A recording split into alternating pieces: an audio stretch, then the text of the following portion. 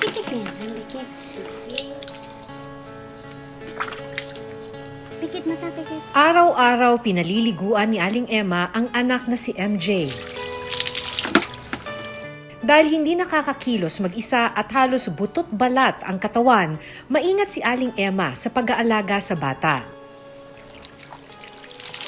Pero si MJ hindi na sanggol. 13 years old na siya ngayon. Kung ikukumpara po sa normal na mga bata, nasa ano lang po siya. Siguro ang taas niya, mga nasa 1-year-old lang. Pati yung katawan niya maliit. Hindi alam ni Aling Emma kung bakit hindi lumaki tulad ng ibang bata si MJ. Siyempre po ma'am, naaawa po talaga ako sa anak ko. Saging ganyan po ang nakikita ko sa kanya. Walang pagbabago. Kahit may edad na siya, ano pa rin po. Ganun pa rin po ang mga kilos niya. Parang batang maliit pa siya. Pero sa kauna-unahang pagkakataon makalipas ang 13 taon, malalaman na ni Aling Emma kung ano ang kondisyon ni MJ.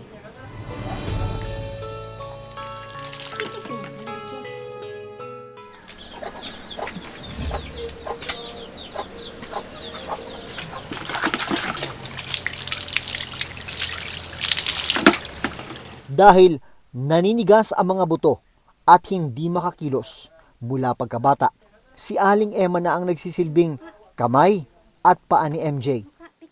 Na. Tapos na ikaw, tapos na. Araw-araw, ganito ang buhay na mag-ina.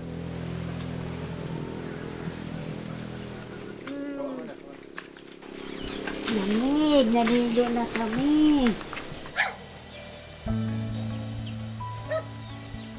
Ang maliit na papag na ito ang nagsisilbing pahingahan at tulugan ni MJ. Wala ka pang damit.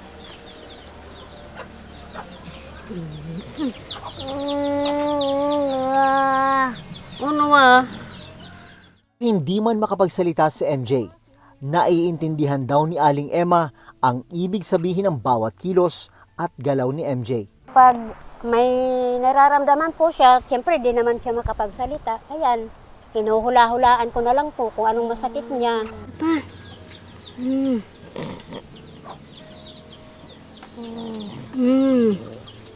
Kahit pa paano po, naiiba yung galaw niya, yung mga kilos niyang katawan niya, yung mga tatawa-tawa niya, medyo nababawasan.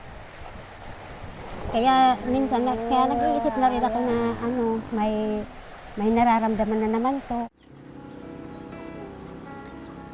2007 ipinanganak si MJ. Sa Bicol pa nakatira ang pamilya nila noon.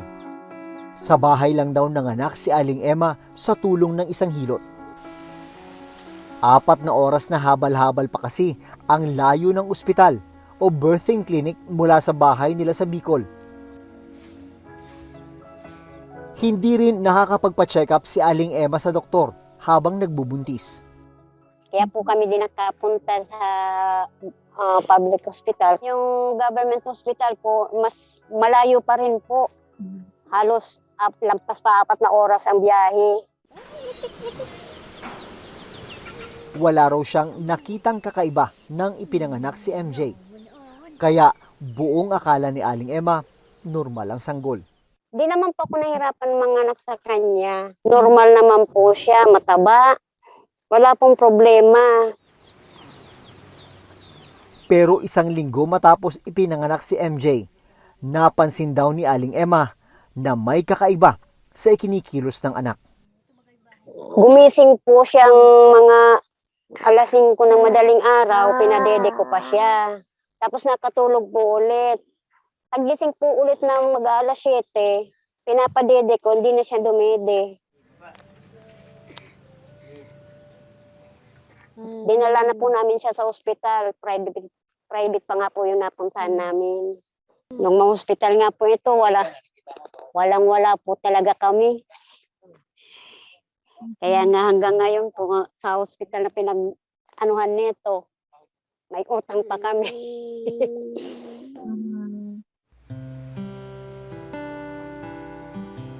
Ma'am Emma, ano nangyari kay MJ? Bakit siya nagkaganyan? Sir, ito po, nung ipanganak ko po siya, normal. Tapos po, pagka 1 week, dinala na po namin sa ospital. Ang ano po ng pidya na naghahawak na po sa kanya, infection daw po sa puso, tapos na tetanus. Pag ano po, pag may mga medical mission, ganyan po, doon po namin siya pinapacheck upan. Kaso wala naman pong ibang sinasabing kung anong sakit niya. Wow, bango na, bango. Pinayuhan silang dalhin sa espesyalista si MJ para malaman kung ano talaga ang sakit ng bata. Pero wala naman silang panggastos. Luto si mama ng ulam. Wala rin kasing trabaho noon ang asawa niyang si Mang Marcial matapos maoperahan naman sa appendix. Eh, ang una pong iniisip po namin sa tungkol sa pera, yung niya, gatas niya. O, kung ano pa ang kinikita namin, kung mayroon man, yun. Yun ang paghahati-hati namin sa pagkain namin, sa kung ano-anong pangangailangan sa araw-araw. Eh, kadalasan po yung kinakain namin, gatas nito, inuutang na lang muna namin sa tindahan. Tatay nito, wala naman pong trabaho kay bagong maoperahan. Wala po kami talagang income araw-araw. Umabot ng 13 taong gulang si MJ nang hindi lumalaki ang katawan, hindi nagsasalita, at hindi nalalaman ni na Aling Emma kung ano talaga ang sakit niya.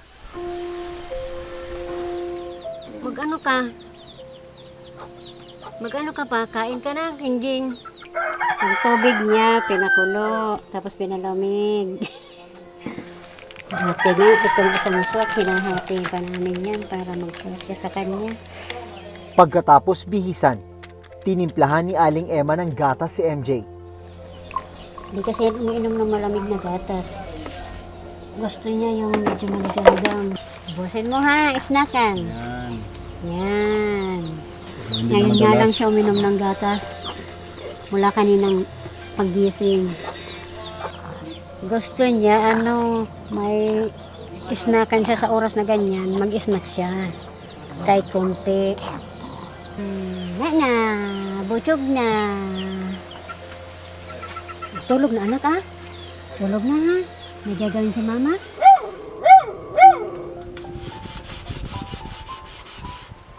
Habang naghahanda ng pananghalian si Aling Emma, ang ate ni MJ na si Alicia Jean, 20 taong gulang, ang nag-aalaga muna sa kanya.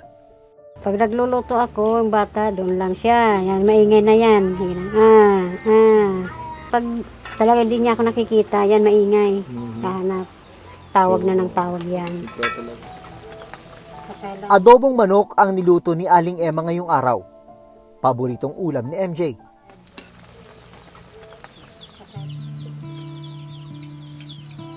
MJ, kay gutom na. Paano niyo po siya pinapakain? Ito, ganito, nakahiga, subuan, kwento-kwentuhan.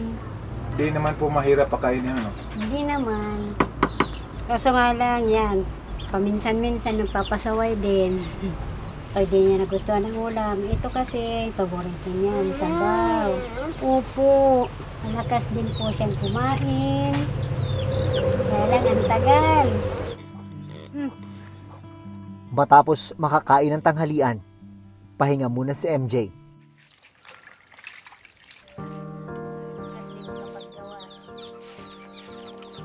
Sinamantala ito ni Aling Emma para makagawa ng mga walis tingting. Ngayon, tanghali, hapon, ito naman ang gagawin ko, gawa ng walis tingting. Kay pangbenta, may nag-order sa akin, 3 tali, 3 walis. Sa benta namin, 20. Pero kahit Ilang walis tingting na raw ang naibenta ni Aling Emma. Hindi pa rin sapat para makapagpa-check up si MJ. Siyempre po ma'am, naaawa po talaga ako sa anak ko. Saging ganyan po ang nakikita ko sa kanya. Walang pagbabago. Kahit may edad na siya, ano pa rin po. Ganun pa rin po ang mga kilos niya. Parang batang maliit pa siya. Ang gusto lang daw ni Aling Emma, malaman na sa wakas kung ano ang sakit ni MJ at kung may pag-asa pa siyang gumaling. So, sabi ko lang sa kanya na maging malakas lang siya para malakas din si mama. Kasi po parang sa kanya na lang po tumatakbo ang buhay ko. Hindi ko na nga po napapansin ang iba kong anak. Basta siya lang, nasa sa akin lang.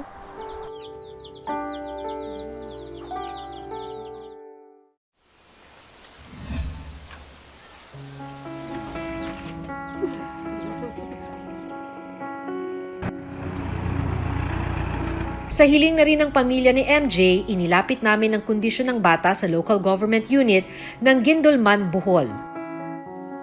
7.7 na. 7.7. Matapos ang halos 13 taon, sa wakas ay matitingnan ng isang espesyalista si MJ. Ano ang matutuklasan nila?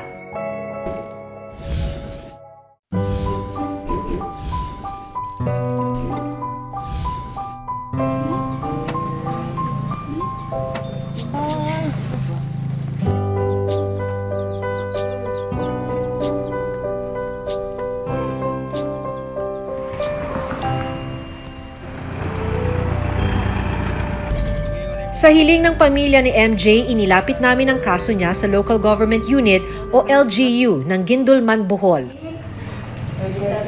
Una siyang dinala sa Municipal Health Office para sa initial assessment. 7.7 na. 7.7. Nasa 7.7 kilos lang ang timbang niya o kasing bigat ng 1 taong gulang na sanggol na lalaki base sa Child Growth Standards ng National Nutrition Council.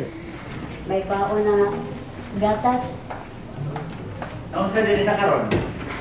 Eh, ngayon po Dok, wala naman po siyang, Ha? wala naman po siyang sakit ngayon. Sabi ng Municipal Health Officer na si Dr. Baltasar Federico Lau, nakararanas si MJ ng stunted growth. Pero gusto kang ma-rehabilitate pa siya. Ang gusto ko lang na po na mo, kung ano pa talaga ang Lagi gusto do kang naay para rehabilitation ba? Rehabilitation naman ang yan adto ka sa Bilaran. Pero para mas matukoy kung ano ang dahilan ng hindi paglaki ni MJ, kailangan siyang dalhin sa Provincial Hospital sa Tagbilaran City kung saan may espesyalista. Kinabukasan sinundo si MJ ng mga health worker ng Municipal Social Welfare and Development Office sa Guindolman. 2 oras na bumiyahe sina Aling Emma at MJ papunta sa Provincial Hospital.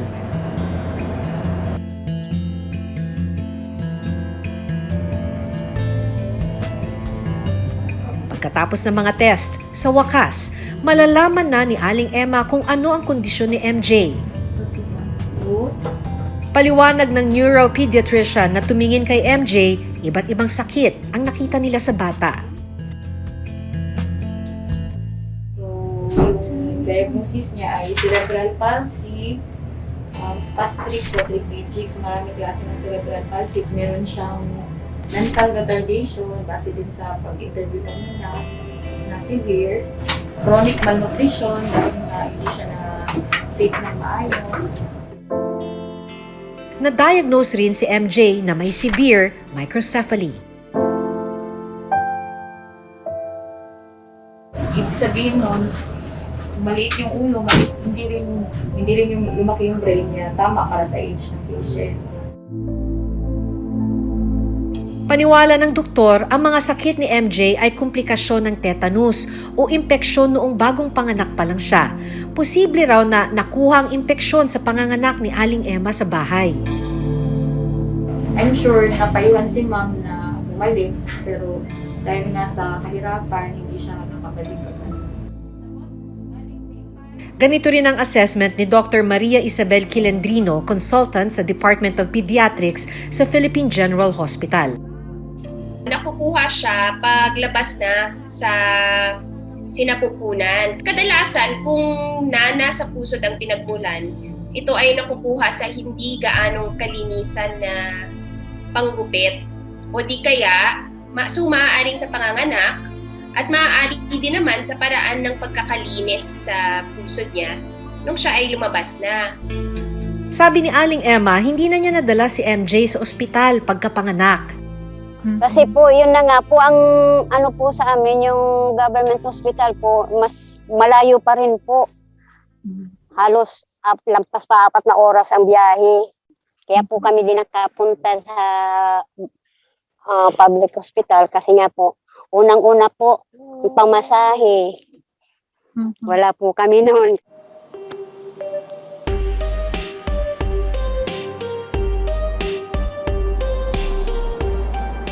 Isa lang si MJ sa mga batang hindi natignan ng doktor nung bagong panganak pa lang. Hanggang sa ngayon kasi, marami ang walang access sa maternal health care facility para sa mga buntis at kanilang sanggol. Kung susundin ang administrative order ng Department of Health noong 2008, dapat lahat ng buntis nanganganak sa isang health facility tulad ng ospital, lying-in center o birthing clinic. Ang problema, hindi naman lahat may access dito. Noong 2019, halimbawa, 94.3% ng mga buntis nanganak sa health facility, habang 5.5% ang nanganak sa bahay, gaya ni Aling Emma na kailangan pang maghabal-habal ng 4 na oras para lang makarating sa birthing center. Sa parehong panahon, 70.1% ang nanganak na may doktor, 23.8% ang may midwife o komadrona, at 4.4% ang nanganak sa pamamagitan ng hilot tulad ng naranasan ni Aling Emma. Pagka nandoon ka sa malalayo, talagang sorry talaga, kulang yung facilities or napakalayo ng facilities. Kulang-kulang yung mga gamit, no? So talagang parang depende kung saan ka nakatira, mabubuhay o mamamatay ka sa pagbubuntis at panganganak. Yung number of facilities na meron tayo, primarily po ito, tinatayo siya ng ating local government units kasi devolved po ang ating health at ng ating private sector. Pero if we were to summarize what it is, we just wanted to make sure po na yung pagpapanganak, no, yung entire stage ng pagbubuntis hanggang sa pagpapanganak and postpartum ng nanay or after niya manganak, safe po siya at quality po yung services na nakukuha niya. Paliwanag ng pediatrician na tumingin kay MJ na agapan sana ang mga komplikasyon kung agad na napatingin ang impeksyong tumama sa kanya. Napigilan din sana ang paninigas ng kanyang katawan kung sumailalim siya sa physical therapy. Rehabilitation na part niya, kailangan niyang mag-PT para hindi siya manigas. Tapos maagapan yung contractures, kasi contractures yung nangyari sa paa. Sa kamay niya. Hindi niya ma-straight, hindi niya magalaw ng tama. Ngayong malinaw na kay Aling Emma ang mga sakit ni MJ, gusto niyang malaman kung may pag-asa pa bang magamot ang anak. Sad to say po, hindi na po siya gagaling in terms dun sa kung gusto natin siya makalakad, makapagsalita, o kaya maging normal na 13 years old, wala na po talaga. So yung ano na lang natin dito, survival. Kung kailan siya mabubuhay, ay hindi natin masasabi yan. Pero yun na lang po yung pwede natin i-improve sa ngayon. Sabi ng doktor, pinakamahalagang pagtuunan ng pansin ngayon ng nutrisyon at pagpapalakas ng resistensya ng katawan ni MJ. Priority yung kanyang nutrition. Kabilang din dito sa mga maaari niyang tanggapin ay pagbibigay ng bakuna bilang pag-iwas sa mga sakit at pagsusuri ng rehabilitation medicine specialist para maturuan ng kanyang pamilya ng wastong pagbuhat at pagpwesto kay MJ. Parang inanano ko na lang, tinanggap ko na lang. Kasi alam ko naman na ganito siya. Alam ko naman pong hindi siya tatagal ng mga gaya ng mga normal na bata. Hindi ko yung tinatak sa isip kung ganun ang sinabi. Pinipilit ko pa rin po na maging okay. Sa kabila ng maraming hirap, si Aling Emma, gaya ng maraming ina, nananatiling may pag-asa.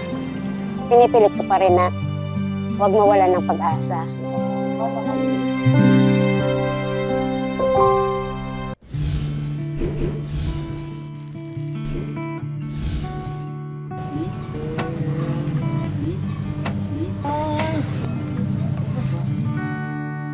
Labing-tatlong taon na ang nakararaan mula nang isilang si MJ. At dahil malayo ang pasilidad mula sa dati nilang tinirhan sa Bicol, hindi siya natingnan para sana agapan ang kondisyon na meron siya ngayon. 13 taon na rin ang nakaraan mula nang iutos ng gobyerno sa pamamagitan ng administrative order ng DOH na dapat lahat ng ina at sanggol may access sa healthcare facility. Pero dahil marami pa ring lugar na hindi sapat ang pasilidad at health worker, marami pa rin ang umaasa sa hilot, gaya ni Aling Emma. Sa kabila ng maraming hirap, si Aling Emma, gaya ng maraming ina, nananatiling may pag-asa. Yung parang nawawalan na ng pag-asa, pero pinipilit ko pa rin na huwag mawalan ng pag-asa.